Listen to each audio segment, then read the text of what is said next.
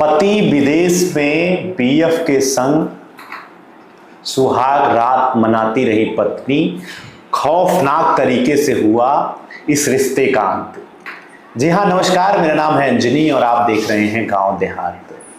हमारा समाज स्त्री और पुरुष से मिलकर बनता है।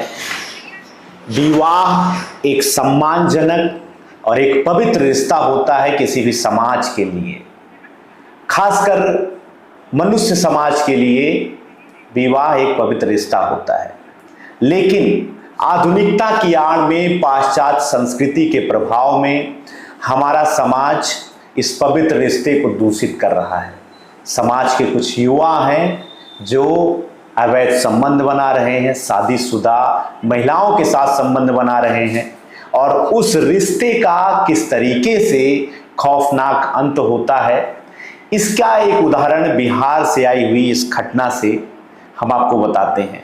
आज आपको बताते हैं कि किस तरीके से युवक को शादीशुदा महिला के साथ संबंध बनाना इतना ज़्यादा महंगा पड़ा कि जिसकी कीमत उसको अपनी जान देकर चुकानी पड़ी।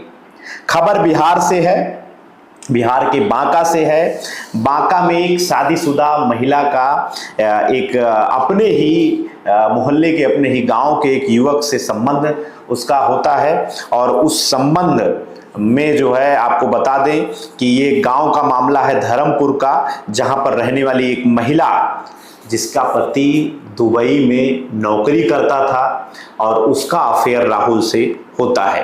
राहुल जो है टेटिया बम्बर गांव का रहने वाला था और रोहित कुमार जो युवक था उसका उस महिला निशा के साथ संबंध शुरू होता है और इस संबंधों में जो है अंजाम पहुंच जाता है जो है उसकी हत्या तक। हत्या होती है। हत्या के 12 दिन बाद गांव वाले आश्चर्यचकित हो जाते हैं कि रोहित कहाँ है और रोहित की तलाश शुरू हो जाती है।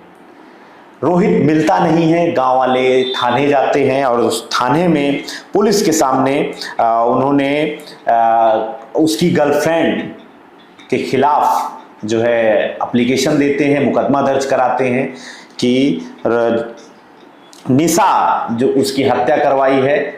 काफ़ी दिनों तक निशा इस अपने किए गए जो है कृत्य को नकारती रही और नकारने के बाद आखिरकार स्वयं कोर्ट में निशा पेश होती है और पेश होने के बाद वो इस अपने साथियों के माध्यम से अपने बॉयफ्रेंड की हत्या की पूरी कहानी, दर्दनाक कहानी बयां करती है।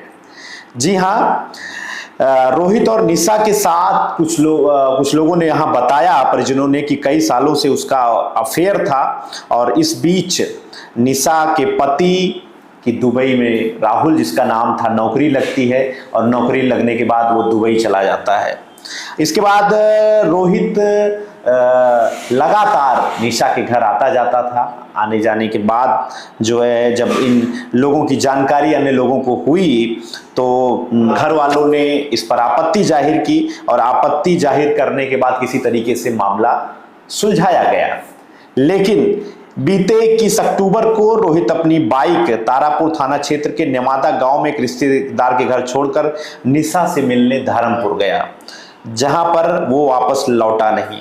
वापस ना लौटने के बाद पुलिस को घरवाले जो है सूचना देते हैं। सूचना देने के बाद ये जानकारी सामने आती है कि रोहित की मौत हो चुकी है। प्रेमिका निशा अपनी इस गुनाह को कबूल करती है। लगातार पुलिस अभी जो है पूछताछ कर रही है कि वह अपने किन दोस्तों के साथ मिलकर अपने बॉयफ्रेंड रोहित की हत्या करती है। तो ये जो सनसनीखेज घटना समाज को शर्मसार करने वाली सामने आई है, बिहार की रहने की थी, जिसकी मैंने आपको जानकारी दी है। अभी भी हमारे समाज में इस तरीके की घटनाएं हो रही हैं जिसपे इस प्रकार की घटना किसी भी सभ्य समाज के लिए एक कह सकते हैं शर्मसार करने वाली है। लेकिन इसमें बहुत कुछ हद तक योगदान पाश्चात्य संस्कृति का है, समाज के बीच में विभेद का है। इसके साथ साथ हमारे और आपके बीच में इंटरनेट यानी कि न्यू मीडिया की इतनी ज़्यादा सहजता और सरलता के साथ उपलब्धता भी दोषी मानी जा रही है। गांव देहात कहानी में आज हमने आपको बताया, हमने आपको सुनाया। साथ ही साथ इस घटना से हम सभी को सबक भी लेना चाहिए, सीख भी लेनी चाहिए और इस प्रकार के कृत्य का हमारे समाज में कोई स्थान नहीं है, इसका विरोध करना चाहिए।